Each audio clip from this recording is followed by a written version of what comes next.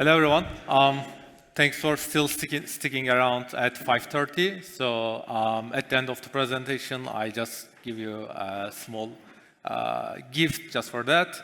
So I'm Baki. I'm co-founder of the Clave, and basically Clave is a mobile on-chain finance app where you can invest in any token on any chain, and you can earn with your token, and you can spend with it as seamless as in any fintech product, let's just say in Revolut, but of course fully on-chain and fully self-custodial.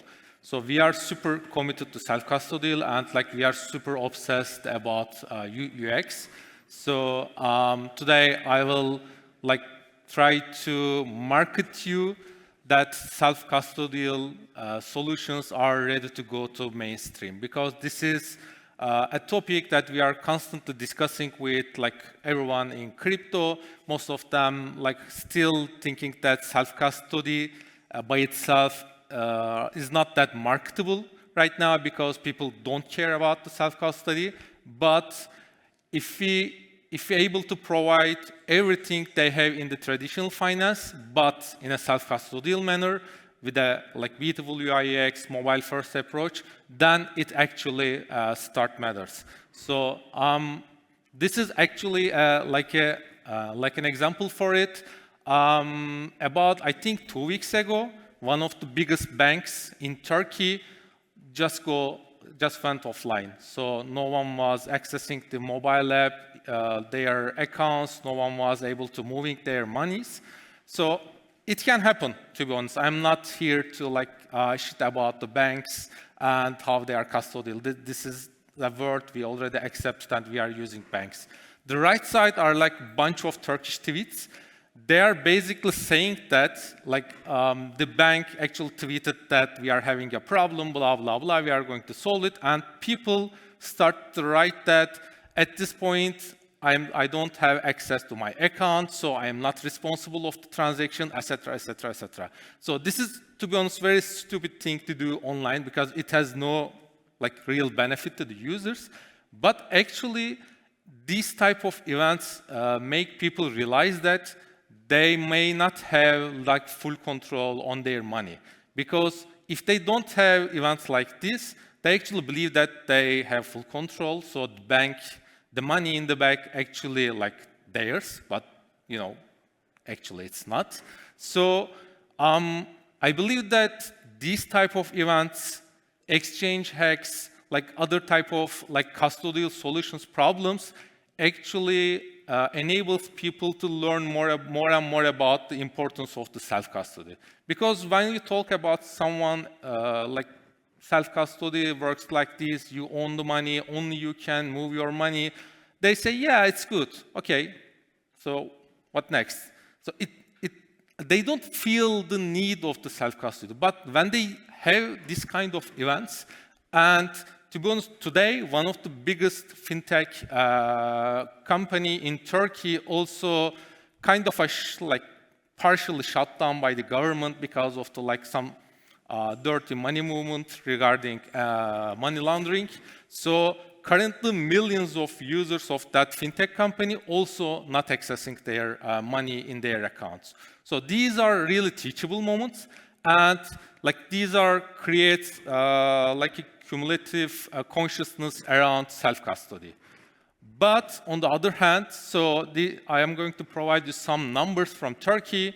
We have around 8 to 10 million crypto users. It may look super sexy from the outside, but we know that most of them just people gambling with meme tokens on exchanges, trying to escape from inflation, trying to get rich super quickly. So they are not actually a blockchain user or DeFi users. So there's a study conducted by one of the biggest exchange in Turkey. So they are saying that 50% of these crypto users knows about crypto wallets. So this might good look, because it's around 45 million. But knowing something and using something is super different, and we are going to see it in the numbers.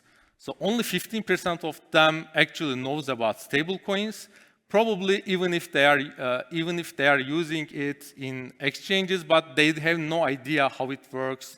They have no idea they can like withdraw their tokens, their stable tokens in their wallets or like utilizing DeFi.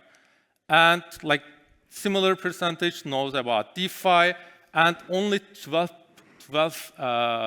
percentage of them knows about seed phrases. So which means that if like around 10 to 12% knows about seed phrase, probably I think like 1%, around 1% of these people has actually have seed phrase and self-custodial wallets. So I think we don't have a right to blame them. So far, self-custodial UX was like kind of a terrible state. We have seed phrases, like it's a super important liability to the users. If they lost it, like it's a gun money. There is no way to get your money back. And even if sometimes like we are building identity around our wallets. For example, I have few wallets that I'm delegate to some DAOs. So my biggest concern is if I lose my seed phrase or somehow someone hack my wallet, so I'm going to lose my rights on voting as well. So it's going to be a big mess because there is no key rotation in EOAs. And I think DeFi is super important and like so far battle tested, but generally wallets are providing a ticket to the Web3 ecosystem, the crypto ecosystem, but you need to know where are the events are being held. So you need to know about which protocol you can use, what are the options. So the journey is not finished when you have a wallet. And like the same thing, you have a wallet, you don't have crypto, there are like super messy on-ramp methods with very high fees. You need to have KYC on multiple providers to get your first crypto. And even if you manage to do that, on which chain you did. So you may have a token on Base, but you want to buy another token on in another EVM or non-EVM ecosystem. So it's super challenging for regular users. But I think like starting with this year, we have like solutions to all of these problems.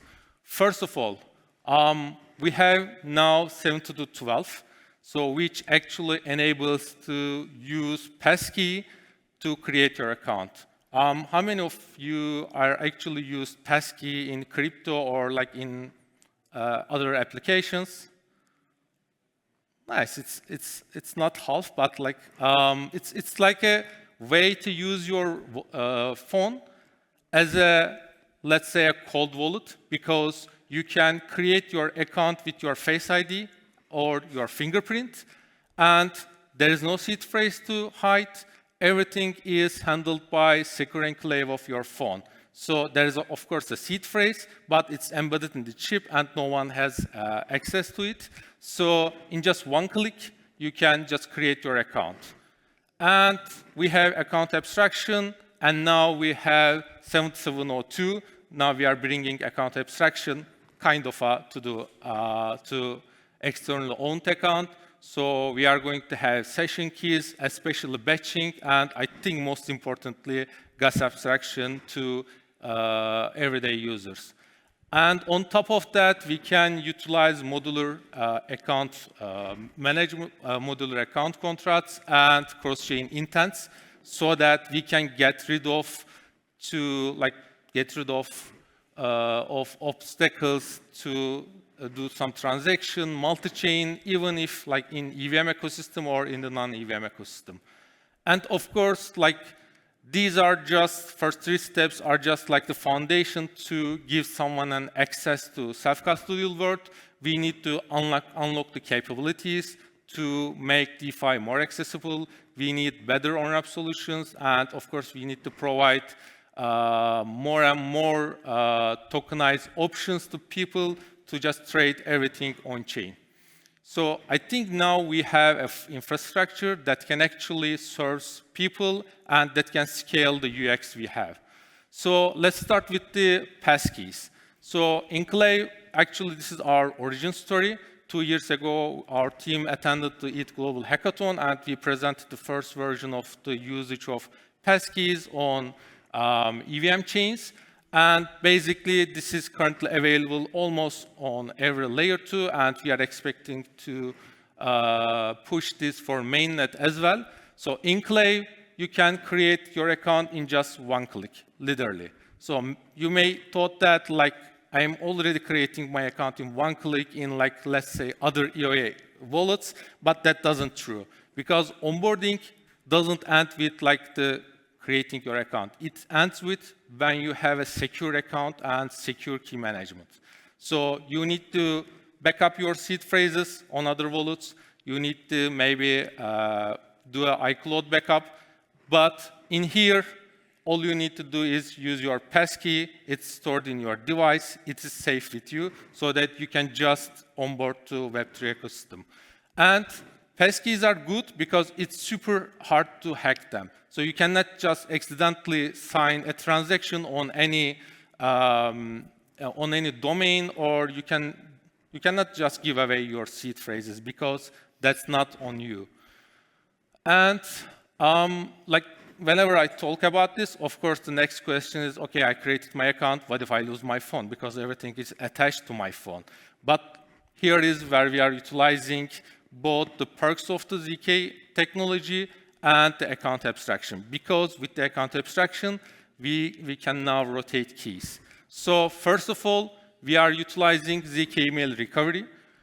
We actually work with Ethereum Foundation to enable this. So currently, you can use your email as an on-chain guardian to secure your account. Let's say you lose your phone, and you just enabled ZK email recovery in your Clave accounts. When you get a new phone, you are just proving that you have ownership of that email by simply replying a recovery email, and then you can start your recovery process. If you don't like that, okay, we have another solutions for you. It's basically the same principle, but it has different dynamics. You can use social recovery, which is basically you can assign your friend's account as a guardian to your account, your ENS to do guardian as a guardian to your account, or like any of your friends, any of your family members, your cold wallet, it doesn't matter. As long as you have access to other wallet, you can use it to recover your account in a new phone. And all of these methods has actually 48 hours time lock so that you can also prevent the malicious attack. And like when you create your account, the job is not done there because you are just an account right now. We need to turn into users. So there's like simple steps to make it more frictionless. First of all, we need to get rid of all of the 0x addresses. That's why in Clave we are using on-chain usernames. As soon as you create your account, you are getting a username, and it's actually a subdomain on ENS, username.clv.eth, so that you can just use it while sending money inside Clave or like from other crypto wallets that are supporting ENS. And about on-ramps. As I told you before, we are super obsessed about user experience. So far, in like 1.5 years, we didn't like integrate any of the regular on-ramp providers because UX sucks. So I just created an account on Clave, but when I want to on-ramp, they are just sending me to another provider, another website. I need to do KYC. This is like not what I signed up on. So luckily, now we have better on-ramp solutions. Now we have solutions like Bridge. Now we have more different providers who can enable us to like get USDC or USDT with bank transfer. So we are now solving this problem. Currently, we have enabled this in Turkey. People in Turkey just start an on-ramp in Clave. They said, I want to buy USDT with like 1,000 Turkish lira. Then we are giving them a quote with our partner and an IBAN to Turkish bank. And they are just sending money and getting their USDC tokens immediately. There is no redirecting to anybody else. And like we are going to do it for USD, Euro, Peso, and other currencies. And sponsored transaction. This is super important to like onboard someone. Generally, I onboard people by just sending a payment link on Clave so that whenever they create their account, they just click the payment link and get like 5 USDC that I'm going to show you at the end. And since we are sponsoring every transaction, at the point they get the 5 USDC, they can just start using 5 USDC in our earn section to get 5 to, I don't know, 8% APR in DeFi. This is a super impressive moment for them because it's the first time they are like encountering something regarding DeFi. So if you don't have sponsored transaction, so it's going to be, oh, hold on, I need to send you some ETH or other tokens so that you need to pay gas fee. It's become more and more complicated. With sponsored transaction, it just works. And also batch transaction, we are utilizing this not only for swap, but also for all DeFi operation inside Clave. Let's say you want to become an LP on a decentralized exchange. Normally, like it takes 4 to 5 transactions because you need USDC, you need USDT, you need to approve both of them and like deposit, right? But with batch transaction, you only need USDC and just sign one transaction. We are doing the conversion of USDC to USDT and approval and like deposit in just one transaction. So when we combine all of these after the onboarding, it's become a product, it just works. And like another biggest pain point after onboarding someone, the fragmentation. Like Kyle actually reminding us this every year. I think this tweet is from like 2 to 3 years ago. Every year he just screenshots and says like it doesn't change because I have Ethereum, but they are on different chains, so there's a fragmentation. I cannot use them as a whole. Now it's changing. Now we have an account system that can provide unified balance, and you can use your tokens on any chain with cross-chain intents. Let's say you have $500 at base, $500 at Arbitrum as USDC. In Clave, it doesn't matter. You have 1,000 USDC, and you can use it on like any of the options here. You can use them as a whole, you can use them as a partial. Everything is handled by cross-chain intents, so it's becoming more and more smoother for the users. And actually, we only need to do this unified experience for the base assets. Let's say Ethereum, USDT, and USDC. If we do that, then like the experience becomes magical because other tokens already like some domain-specific or like chain-specific tokens, so that we are enabling anyone to have like a better experience in crypto. And we really believe that we need to guide users. So I have huge respect to like general purpose wallets or like extensions because they are enabling us to do literally anything we want in DeFi world or like any protocol we found out in any website. But regular users or like, let's say, normies or newcomers, they're not looking for this. People in emerging countries, they just want to see how they can get dollar, how they can get yield, how they can get spend it, and what's the like easiest way to do it. They are not looking for a Wallet Connect button in their wallet. They want to see everything created for them. That's why we have an invest section. We are creating tokens. We are making it more explorable for the users. We are making it more searchable. And we are also providing index fund stocks inside the app so that they don't need to just use any other application. And also the earn part, which is super important for us because Clave is a live product for more than a year right now. And like 85% of the funds in Clave are utilized in our earn product because it's super easy.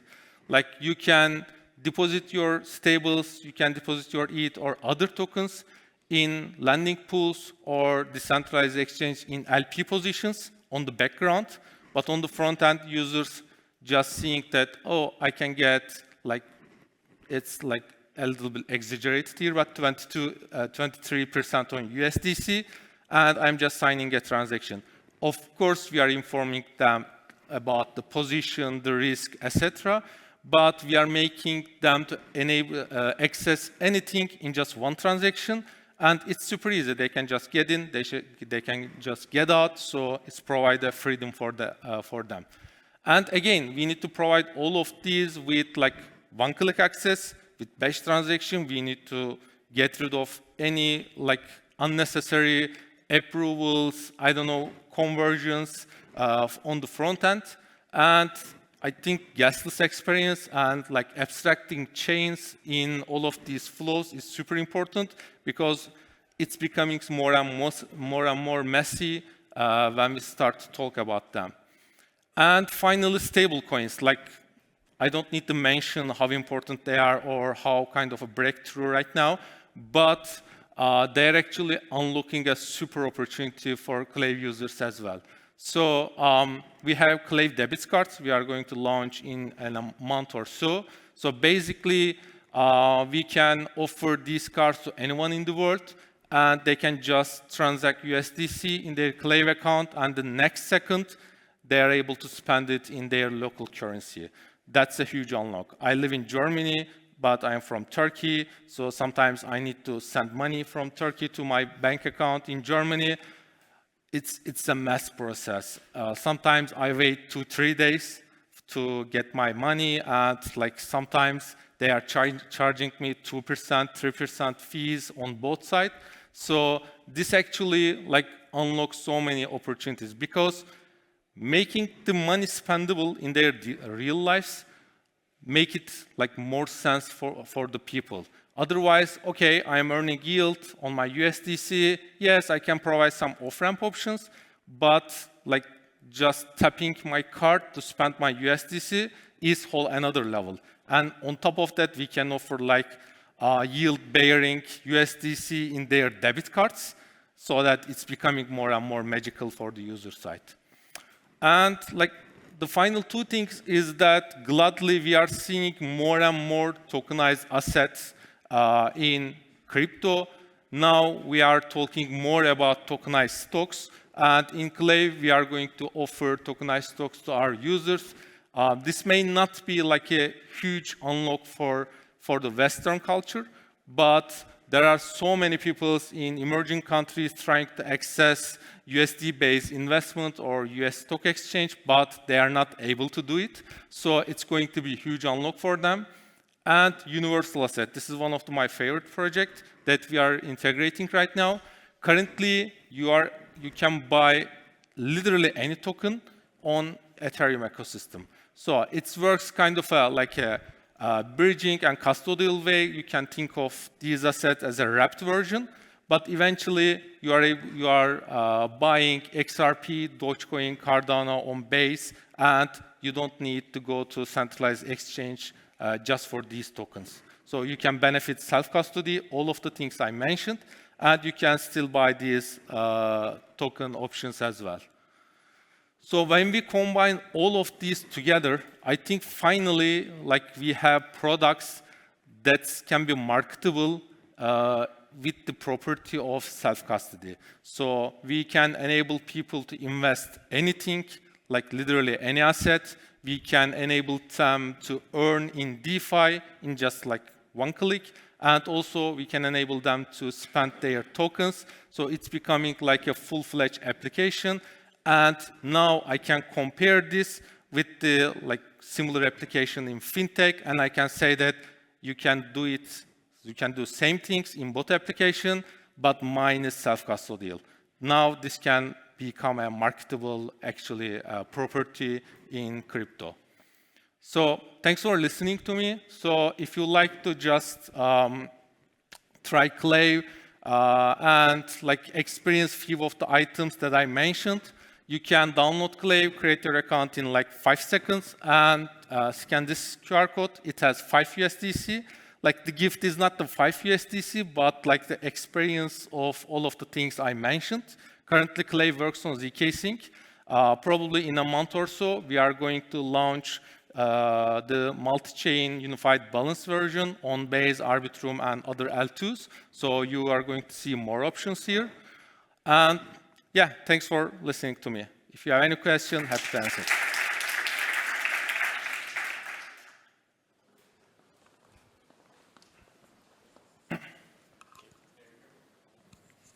Thanks for the thanks for the wonderful talk.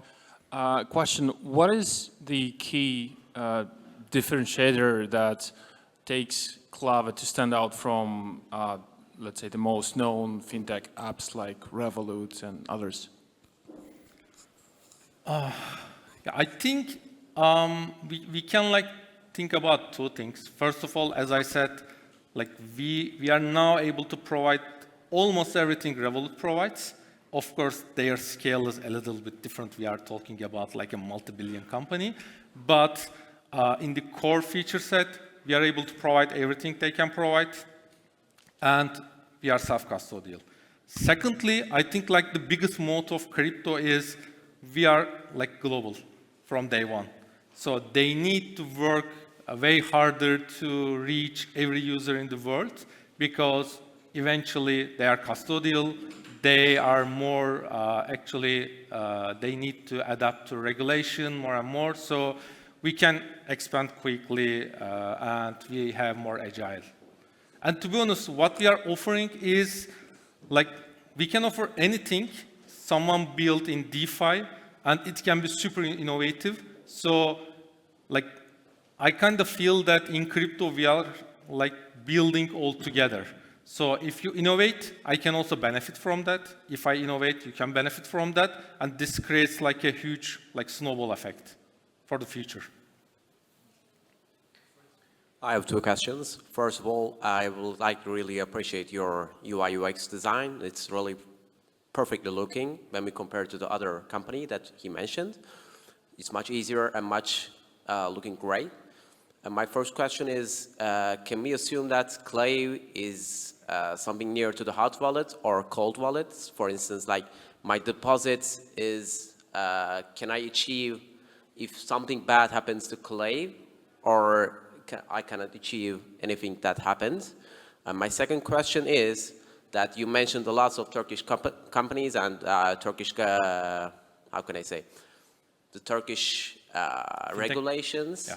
Then we spoke, but as I saw in your application that European Union and the US markets are coming soon. So do you ever apply to regulations over here? Because it's much harder when we compare to the Turkish side. So Turkish government is much more understandable against the cryptocurrencies, but here in Revolut, I use Revolut a lot to exchange my cryptocurrencies, but every time that I have some deposits over my DeFi accounts or other cryptocurrencies which I used and applied for my KYC, I kind of afraid because the Revolut may say like, okay, we have to investigate your income, and then maybe they can put on their hands against my deposit and they never gonna accept, so on and so forth. So how will we declare working in the European side when we compare to the other Revels that you have? So that's my own questions. Yeah, thanks for the question. So first of all, starting from the last one, I think now it's more difficult to get a license in Turkey because we just had a regulation, like mostly for centralized exchanges, but it's kind of affect everyone in crypto, and it's kind of still like a gray zone how and like which companies should get license. Even we are like still investigating about them, but like I think until a point like we had to do it, we are going to await from any licensing in Europe, US, or other markets, because like we need to we want to focus on fully on the on-chain part. So if you like to deposit from like your bank, your I don't know, other assets, so we have lots of new partners to enable this. As I said, we were hesitant to use the like let's say traditional on-ramp companies we are like seeing every day, because like we don't want to redirect you to another website. We don't want you to make another KYC to another company that we are not going to track your deposits when you have a problem. So we are now finding companies who let us build whitelisted API-based solution so that we can provide everything in our own UI, but like leverage their license or like regulated entities. This is possible, and I think it's more and more, it will be more and more easy every day. So that's how we are going to move forward with other regions. And about the question regarding Clave being hot wallet or cold wallet? cold wallet. I think it's a tough question. I don't want to start war with the cold wallets, but eventually what makes cold wallets a cold wallet is like you have an isolated environment, right? So when you use passkey, you actually have it because like it uses secure enclave in your phone, and it's an isolated processor from the entire operating system. So in a manner, you can think that like it can provide benefits of the cold wallet, but I personally don't like label it as a cold wallet, but I think in like between hot and cold, it's something here. So if something bad happens to Clave, what about my deposits going to be? Like, can I charge them back or send them to some other wallets? Are you talking about your tokens in Clave? Yes. Yeah, it's a self-custodial wallet. Even if like we disappeared next day, you can still use your Clave application in your wallet. You can like even assign another key with our key management module, and you can still use it because none of your operation is actually tied to us. It's a self-custodial wallet. Okay, thank you so much. You're welcome. Okay, any other questions? Okay, that will be it. A round Thanks of a lot. applause for Thank you. Great.